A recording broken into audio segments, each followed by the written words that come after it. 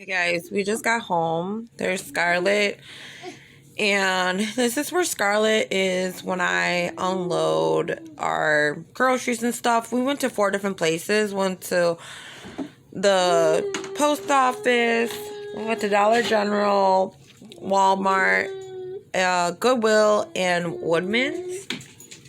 So, alright guys, yeah, I'm taking you through my house, but I have all this stuff. And there's something, like, there's more in all these bags. But I have all this stuff to put away. So that's something, I guess, the Dollar General stuff, too. Something to, take in consideration is whenever I do groceries or run errands, I am the one responsible putting away everything. It looks like a lot, and it is. And usually we don't have this much, but we're having Lena's birthday party.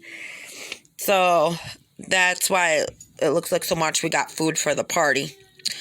But that's another thing, is that you're solo by yourself with the kids, or kid, in my case,